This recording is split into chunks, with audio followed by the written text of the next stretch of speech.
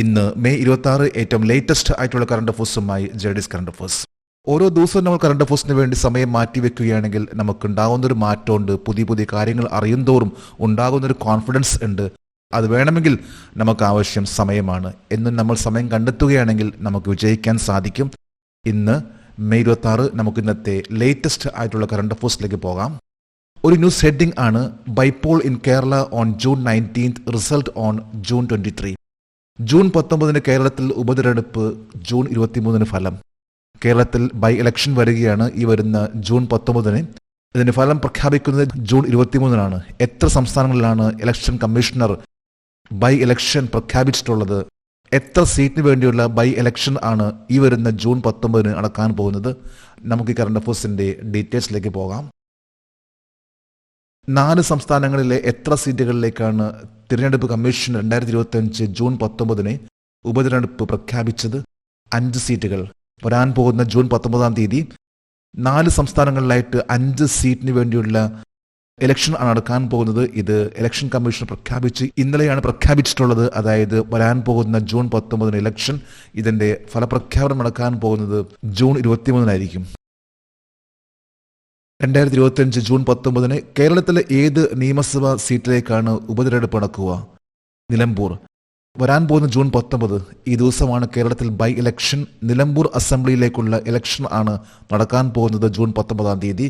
ഇത് പ്രഖ്യാപിച്ചിട്ടുള്ളത് ഇന്നലെയായിരുന്നു. 4 സംസ്ഥാനങ്ങളിൽ നിന്നുള്ള 5 സീറ്റിലേക്ക് വേണ്ടിയുള്ള ഇലക്ഷൻ ആണ് വരാൻ പോകുന്ന ജൂൺ 19 നടക്കാൻ പോകുന്നത്. ഏത് നേതാവിന്റെ രാജിയെ തുടർന്നാണ് കേരള നിയമസഭയിലേക്കുള്ള ഉപതെരഞ്ഞെടുപ്പ് നടക്കുന്നത്? PV അൻവറിന്റെ രാജി. The resignation of PV Anvar. ഈ കഴിഞ്ഞ് നമുക്കറിയാവുന്ന കാര്യമാണ്. PV അൻവർ ആയിരുന്നു നിലമ്പൂർ അസംബ്ലി, നിലമ്പൂർ നിയോജക മണ്ഡലത്തിലെ MLA. അദ്ദേഹം രാജിവെക്കുകയും തുടർന്ന് വന്നിട്ടുള്ള ഒരു വേക്കൻസിയാണ്. ആ ഒരു സീറ്റിലേക്ക് വേണ്ടിയുള്ള ഇലക്ഷൻ ആണ് വരാൻ പോകുന്ന ജൂൺ 19 നടക്കാൻ പോകുന്നത്. 2025 ജൂൺ 19 ഉപതെരഞ്ഞെടുപ്പ് നടക്കുന്ന 4 സംസ്ഥാനങ്ങൾ ഏതൊക്കെയാണ്? Gujarat, Kerala, west Bengal, Punjab. 4 States, Gujarat, Kerala, west Bengal, Punjab എന്നീ 4 സ്റ്റേറ്റിലേക്കുള്ള ഇലക്ഷൻ ആണ് വരാൻ പോകുന്ന ജൂൺ 19 നടക്കാൻ പോകുന്നത്. 5 സീറ്റിലേക്കുള്ള ഇലക്ഷൻ ആണ്. കേരളത്തിലെ നിലമ്പൂർ അസംബ്ലിയിലേക്കുള്ള ഇലക്ഷൻ ആണ് നടക്കാൻ പോകുന്നത്. അടുത്തൊരു ന്യൂസ് ഹെഡിംഗ് ആണ് Liberian container vessel sinks off the Kochi coast. Kochi തീരത്ത് ലൈബീരിയൻ കണ്ടെയ്നർ കപ്പൽ മുങ്ങി. മിക്കവാറും പത്രങ്ങളിൽ വന്നിട്ടുള്ള വാർത്തയാണ്. ഒപ്പം തന്നെ ഫോട്ടോ ഉൾപ്പെടെ വന്നിട്ടുള്ള വാർത്തയാണ്. അതായത് ലൈബീരിയൻ കണ്ടെയ്നർ വെസൽ കൊച്ചി തീരത്ത് മുങ്ങിയ കാര്യം. നമുക്ക് കറണ്ട് അഫേഴ്സിന്റെ ഡീറ്റെയിൽസിലേക്ക് പോകാം. 2025 മെയ് 25 കേരള തീരത്ത് കടലിൽ മുങ്ങിയ ഏത് രാജ്യത്തിന്റെ ചരക്ക് കപ്പൽ? ലൈബീരിയ.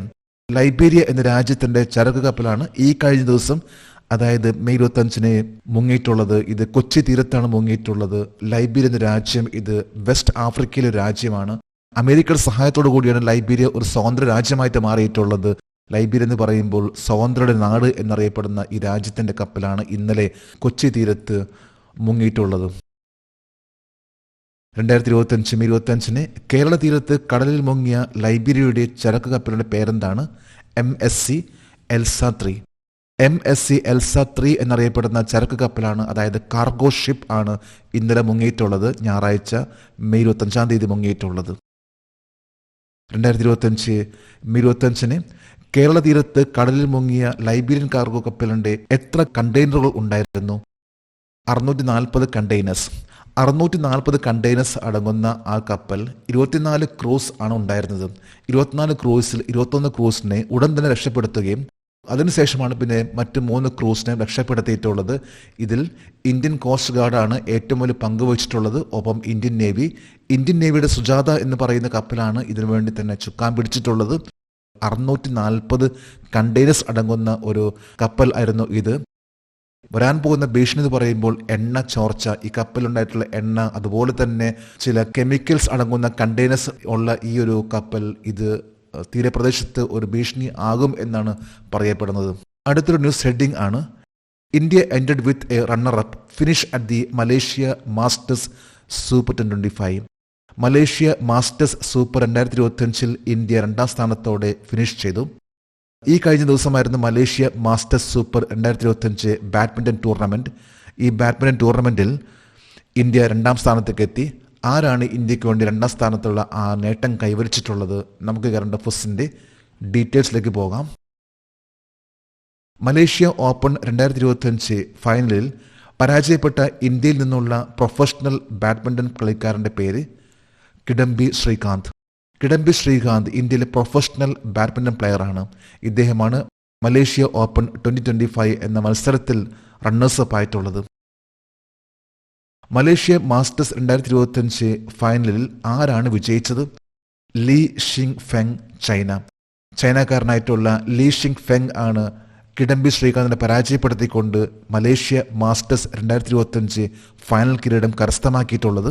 അടുത്തൊരു ന്യൂസ് ഹെഡിംഗ് ആണ്, India becomes world 4th largest economy, surpasses Japan.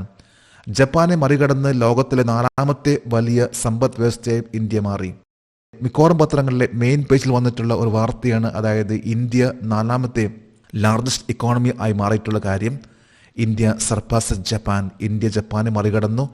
നമുക്ക് കറണ്ട് അഫയേഴ്സിന്റെ ഡീറ്റെയിൽസിലേക്ക് പോകാം.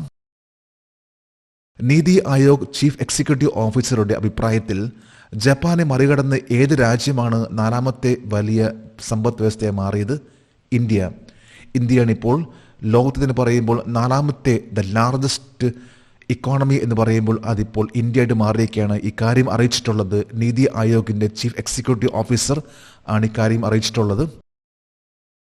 അന്താരാഷ്ട്ര നാണയനിധിയുടെ ഡാറ്റ പ്രകാരം ഇന്ത്യ ഏത് രാജ്യത്തെ മറികടന്ന് 4ാമത്തെ വലിയ സമ്പദ് വ്യവസ്ഥയായി മാറി? ജപ്പാൻ.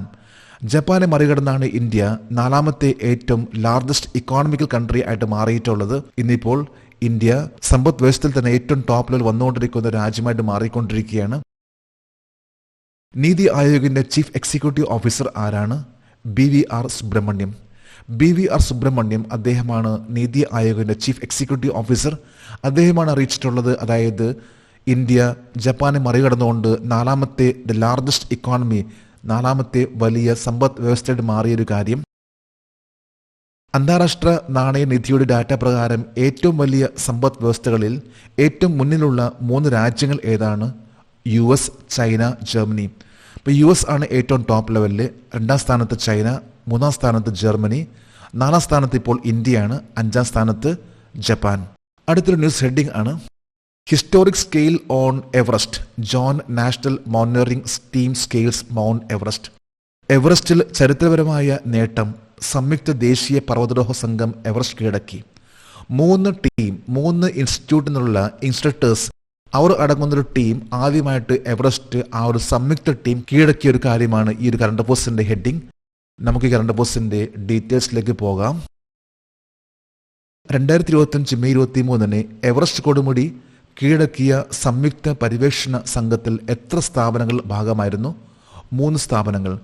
3 ഇൻസ്റ്റിറ്റ്യൂട്ട്സിന്റെ ഒരു ടീം ആയിരുന്നു ഈ കഴിഞ്ഞ ദിവസം, അതായത് മെയ് 23 എവറസ്റ്റ് കീഴടക്കിയിട്ടുള്ളത്. 8848.86 മീറ്റർ ഉയരമുള്ള മൗണ്ട് എവറസ്റ്റ് കീഴടക്കിയിട്ടുള്ള ചരിത്രപരമായിട്ടുള്ള ഒരു നേട്ടമായിരുന്നു. അതായത് ഒരു ജോയിന്റ് ടീം, പ്രത്യേകിച്ച് 3 ഇൻസ്റ്റിറ്റ്യൂട്ടിലെ ഇൻസ്ട്രക്ടേഴ്സ് ആയിരുന്നതെല്ലാം, ആ ഇൻസ്ട്രക്ടേഴ്സിന്റെ ഒരു ടീം ആണ് ഇപ്പോൾ ഈ ഒരു നേട്ടം കൈവരിച്ചിട്ടുള്ളത്.